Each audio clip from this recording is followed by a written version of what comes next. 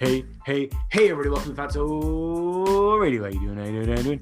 Episode number 112. And tonight, folks, I got another one for you. It's about the vegans, the vegetarians, the people who talk to me and I love them and have the questions for me and challenge me on whether it's wrong to eat meat, whether it's unhealthy to eat meat, whether it's unethical, whether it's bad for the environment, all those things. And I get into it again. I want to show you that I do love you vegans, and I want to tell you and show you where I'm coming from and why I'm so hard on you.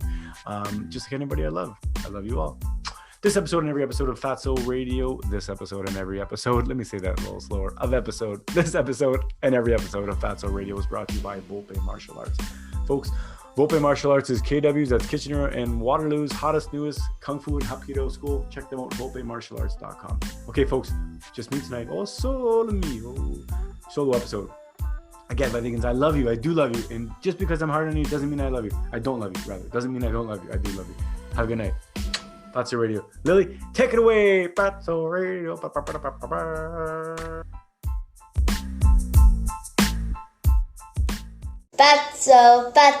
the really great podcast show. Fatso, our very first podcast show.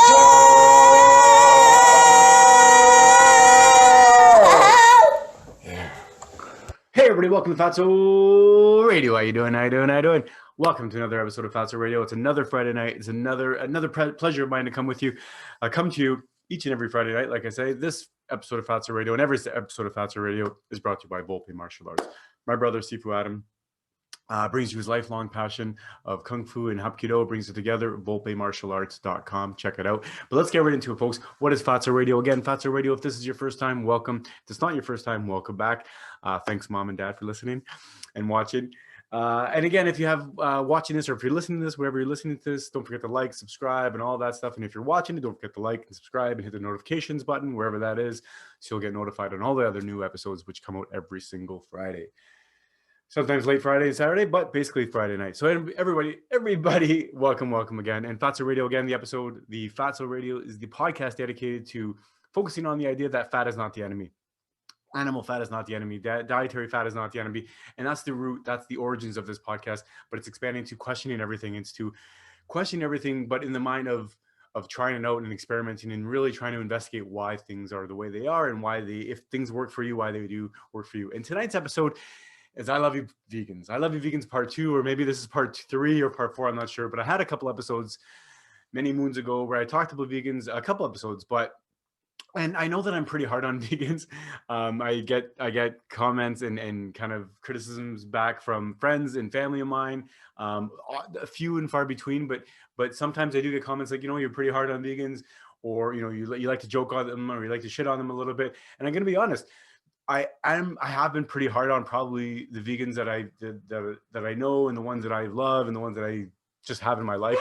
And maybe I have been a little bit too hard. So I do apologize if I have, of course, I've never intended on offending anybody, but I do oftentimes will, I want to point out the ideas, the debates, right? I like to debate things. And if they're bad ideas, I want to debate them. If I have a bad idea, I want to know it's a bad idea too. So in that regard, even though I've been maybe a little bit too harsh on them, I think part of the reason why sometimes I'm harsh on vegans is because oftentimes they come presenting their case as very well educated, right, on this topic of ethical reasons or death in general, or just right or wrong, or whatever the case may be. A lot of times it's around the ethics around how much life is being killed and sacrificed through eating meat, but then a lot of times it's around the nutritional as well, and that's why. So because a lot of times this information comes to me presented as a very educated, very researched kind of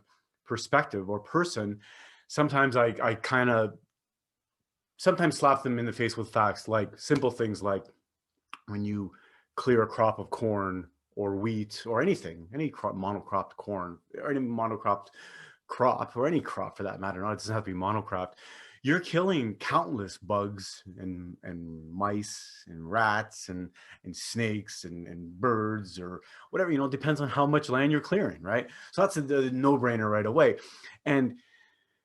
But when I get people saying, or when I get vegans or vegetarians, or people just don't want to eat meat for that reason, that it's life, we're taking life, then that for me is a very simple argument or a very simple discussion where it's, I mean, if you're saying what it comes down to, I think for a lot of people is it's certain life is more invaluable than other lives. Certain lives are more valuable than other lives. And I think everybody has a kind of hierarchy. Of course, human life is more important than animal life, and it should be. I'm not going to argue with you that if you think animal life is more important than human life, well, then I'm not sure what you're eating. I'm not sure what you're doing in other aspects of your life as well. But, and I'm not trying to be funny, but every culture has their animals that they eat. Every culture has animals that may be borderline to a culture beside it that they don't eat, right? But even if you're not eating the animals, but you're plowing fields or you're spraying for those fields or you're getting the fields ready to plant to then harvest those fields, like even if you don't have the intention to kill a life, to take a life, to consume that life, if you don't think that you're taking life, like if you don't, once you realize that you are taking life, if you just ignore that, then you're no better. Then your argument is completely wiped out, as far as I'm concerned, right? Now, if you do acknowledge that you are taking life as well, then you have to make kind of sense with that, right? You have to live with that, and you have to either accept the fact that people that eat meat take life, people that eat plants take life as well, and maybe we're all the same, right? And it's not being better than anybody else. And I think a lot of times that's maybe why people like me get defensive sometimes, that people that eat meat, or even not just carnivores, but omnivores. I mean, for the most part, I'm an omnivore, right? I've definitely days and weeks and months, maybe I'm pure carnivore, but for the most part, I consider myself a carnivore, but sure, I have plants. It's unavoidable. It's not unavoidable, but I don't completely avoid plants. My point is that with the exception of maybe some fruit, if you're really, really careful, when you pick it when it literally falls off the tree, I mean, there's going to be life lost. There's going to be some sort of life, no matter what happens. Anytime you're eating another plant, or especially if you're cultivating, especially if you're farming that. So that's the first thing. And it comes, I guess the other reason is that it's not, I don't feel like the vegan movement, or the movement to stay away or go away from animals being eaten, whatever you want to call that, whether it's a vegetarian movement that doesn't want to eat animals, but they're okay with eating eggs. You still may consider yourself a vegetarian, or someone who eats cheese but doesn't want to eat beef. You may still consider yourself a vegetarian, or whatever the case may be. But I guess what I'm trying to say is that oftentimes, the idea of vegans, or the idea of, animal rights activists that don't want you to eat meat or don't want you to eat animals. I think the vegan push, or I think the perception of the vegan push, and that's what I'm trying to get at, is that I don't think it's as big as it sounds. And one of the reasons why I do kind of combat it a lot, well, one of the reasons why it helps me combat it a lot, is that I don't think it's a grassroots movement. I really don't. I don't think it's a bunch of people that have realized what's the best thing for their health, trial and error, backed up by a lot of science, and then just tried it out. I don't think that's what's happening in the vegan movement. That certainly seems to be what's happening in, or at least, the beginning of the paleo movement seemed to do that, and the keto movement seemed to do that a little bit. The carnivore movement, or the carnivore, I guess it's a movement, right? It has some speed, it has a momentum. It's a lot of people are doing it. Whether you call it a trend or not, sure, maybe a trend. That seems to be very grassroots as well, because there's not a lot of, and this one I'm going to get through from the vegan perspective, is that there's not a lot of push behind it as far as big business, right? There's not a lot of products you can sell. There's not a lot of supplements and products, and really just kind of food, grocery, supermarket food. There's not a lot of that you can sell other than just meat the way it is, because there's not a lot of processing that goes into steak and roasts, and fish and seafood and all different sorts of things. So that's why I think there's not the real money is where I'm getting at. The real money is behind the vegetarian, vegan, specifically the vegan movement, I want to say, because if you're trying to live a fully vegan diet, then you're going to have to supplement and replace a lot of food that is considered healthy still by a lot of people, but that is still plant-based, right? So a lot of food that, a lot of your protein sources are going to be difficult to get. A lot of your fat sources are going to be difficult to get. And then with that, a lot of the vitamin sources are going to be difficult to get. So that's why I don't think it's a grassroots movement. I don't think it's a movement that came up, or that kind of has been created is evolving, and growing. I don't think it's a group that's growing or a movement that's growing from people feeling really good about themselves, about their health. Rather, they may feel good about themselves because they may feel that they're righteous, but because they're misguided. Because you're not righteous if you're killing this life over that life, right? Or over, if you kill 1,000 mice, but you save the life of one cow. I don't understand. Because you can eat mice. You could eat a cow. You may not want to eat a mouse, or you may not want to eat a cow, but that's regardless. It's not the point, right? So it's just so misguided that it's not a grassroots movement. It doesn't seem like it can seem like a grassroots movement because there's a lot of people in the local environment, or your friends, or your family, and you're bound together, and you say, let's go, do this together. Let's support our local farmers. I get that as well. And that's why a lot of these things can be kind of like hijacked, by good intentions. Like, it's a good intention, and it's a good thing to do to support local farmers, of course, right? It doesn't mean that you shouldn't support the meat and you should only support the fruit farmers or the vegetable farmers, right? You support local farmers in general. So it's like, it's kind of like distracted people a lot of times. And because with that is that if you're going to be a purely vegan, or if you're going to be on a vegan diet or a strict vegetarian diet, let's just say vegan for argument's sake, full spectrum, full end of the spectrum, then you do need supplements, right? You're going to need B supplements. You're going to need iron supplements. You're going to need protein supplements. And where are you going to get these supplements from? They're going to be, if they're vegetable-based supplements, then they're not as bioavailable as animal-based proteins. And then you're going to have to get fancy with your omega-3s, your omega-6s. You're going to get fancy with your fats, because you're just certain kind of fats you don't get with plants. Certain vitamins you're just not going to get with plants. So my point is that what happens when you need all of these. So if your diet is deficient by nature, in a natural state, I think by default, rather, I think the vegan diet is by default deficient. It's a diet deficient in a lot of nutrients, a lot of minerals, a lot of fats and protein, all that stuff, and these other not phytonutrients, but these phytotoxins, right? Dr. Paul Saladino and a lot of other doctors talk about the fact that like oxalates and lectins, that they're not good for you, but plants are riddled with these things. So if you're not feeling good, and if your diet, not even only if you're not feeling good, but if your diet is just deficient in these other nutrients, so that means you're going to need supplement. And that's where the big business comes in. That's where the big pharma comes in, with drugs, with supplements, with food products, with all the food that's in the middle of all the aisles in the grocery store, right? Nothing that spoils, nothing that needs to be in the fridge or frozen. This stuff is just in the box, on the shelf or in a can. Some of the canned stuff is good, of course, but a lot of the stuff in the middle is just there. It can be there for months and months and months. Cookies, pastries, confectionaries, anything that's highly processed, even the stuff that's whole grain, highly processed whole grain food is still highly processed food, right? So all that stuff. And then not only is that I don't think, and this is kind of like, I can probably do a whole other episode on this, is that it's not the best for your health. I really don't. It doesn't mean that you can't be healthy on a vegan diet. It doesn't mean that, right? It doesn't mean you can't be healthy on a vegan diet.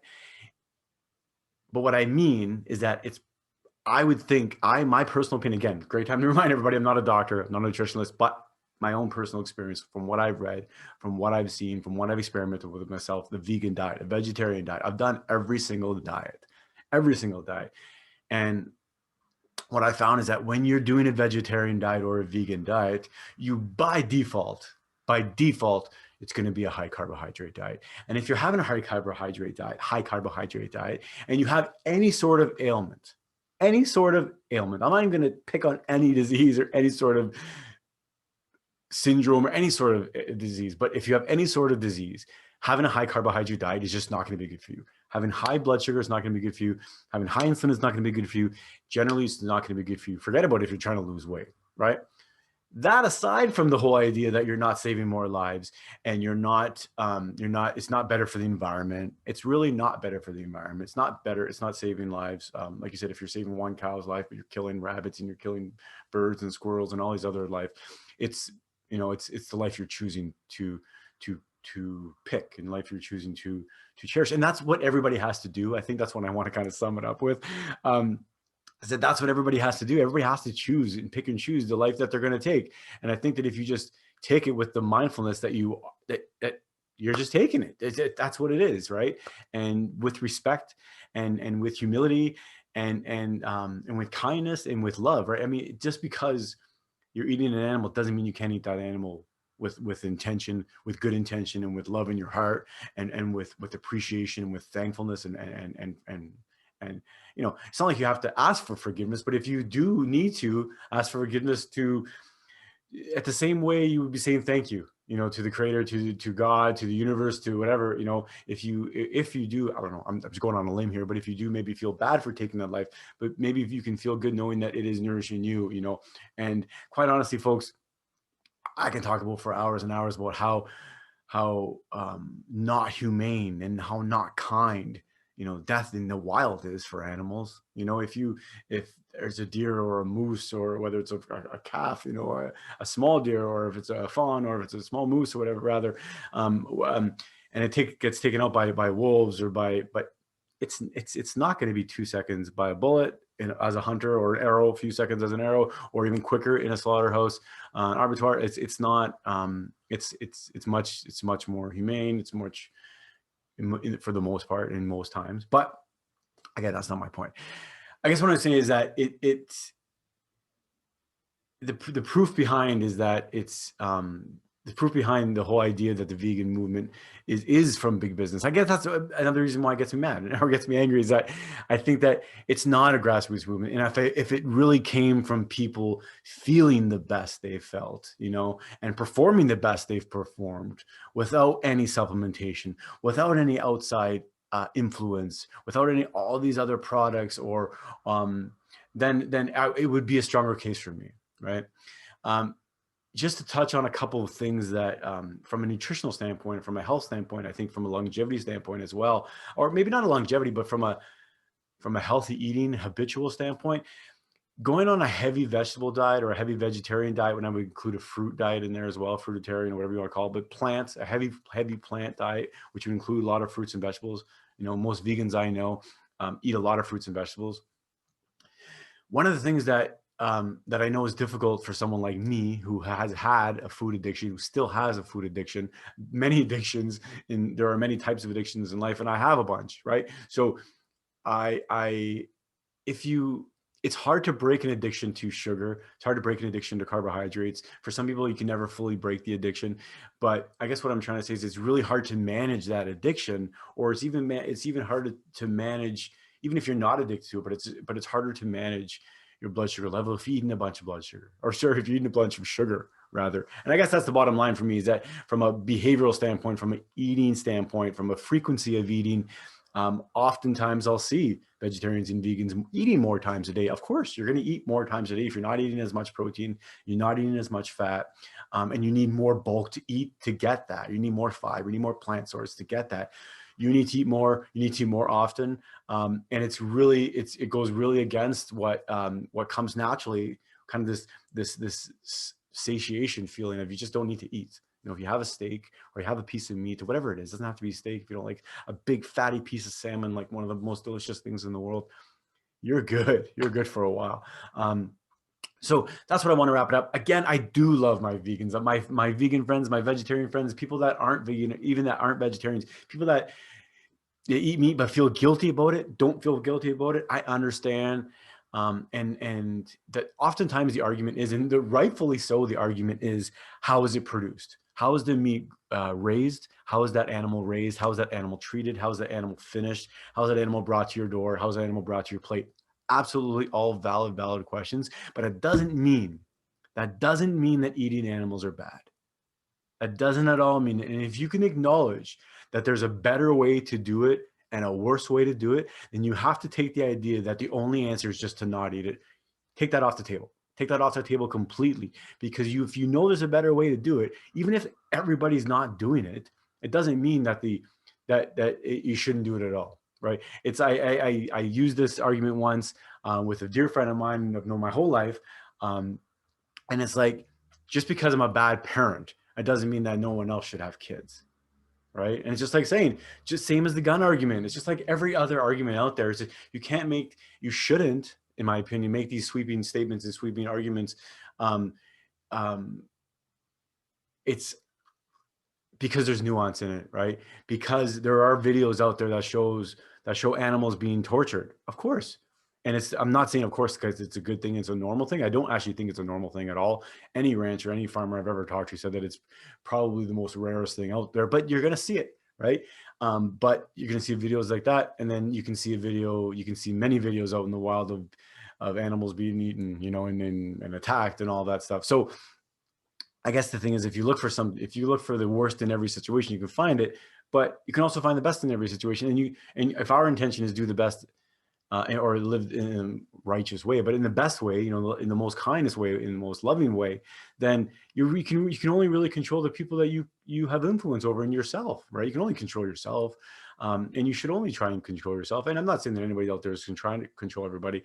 Even me, in my advice, I'm not trying to tell you not to be vegetarian, not to be a vegan, but if you don't, or if you're questioning it, or if you're wondering why, or if some of these questions that you've had in your mind are answered tonight, hopefully they are. And one of them, I want to recap it real quick if I can. But number one is that a lot of people think that you're causing less death and less harm, and you're taking less life by eating plants only, and you're not.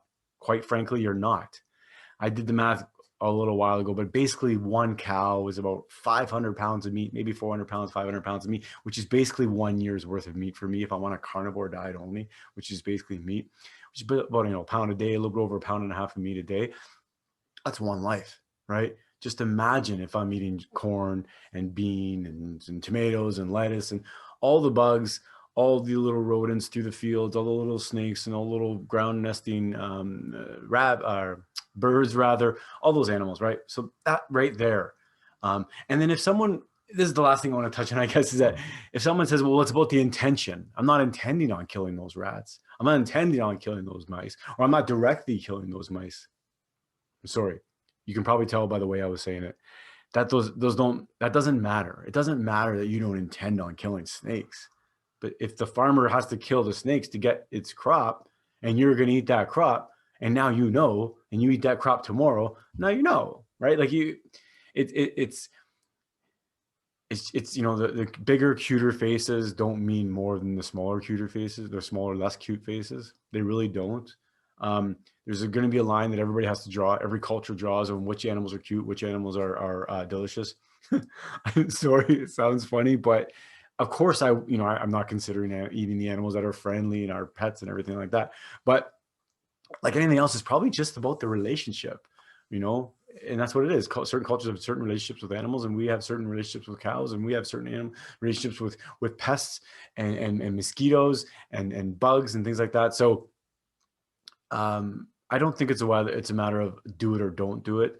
I think it's a matter of just do it with the consciousness of knowing it, right? And knowing with love in your heart if you can. I mean, you can kill an animal with love in your heart. Absolutely, because you can appreciate that animal's life. You can appreciate how that animal is nourishing you and nourishing your family.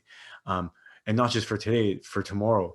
It's not a wasted life by any means. This is what we're here for. Like I've said this in other episodes, when we die, something will eat us. And once you know that, I don't understand how the argument of taking a life is wrong, I don't understand how you can say that when it comes to nutrition and when it comes to surviving. I oftentimes think that it gets implicated with the idea that it's not healthy. And that's an easy understanding, right? If for years you've been told that animals aren't good for you, and fat's not good for you, and protein's not good for you, and saturated fat's going to be a heart attack, and all this stuff. Well, it's easy then to co-opt that with the idea that, well, if you just eat animals, or stop eating animals anyway, and just eat the little bug, it doesn't matter if the little bugs are killed and everything anyway. It doesn't matter about the other ones. So then it's easy to misunderstand, to say, well, if it's healthier for you anyway, let's just do it. Let's just do it. And let's just save the big, beautiful animals. We don't need them anyway, and all this stuff. So that's my episode for tonight. I do love the vegans. Like I said, I'm hard on you sometimes, all the time probably, but I'm going to be hard on you because that's the way I'm hard on everybody I love. I mean, it's tough love, right? It's the way I've been hard. People have been hard on me my whole life, but I appreciate that. The best teachers, the best coaches, the most inspirational people, the best discussions I've had, the most challenging learning situations have been the most challenging situations.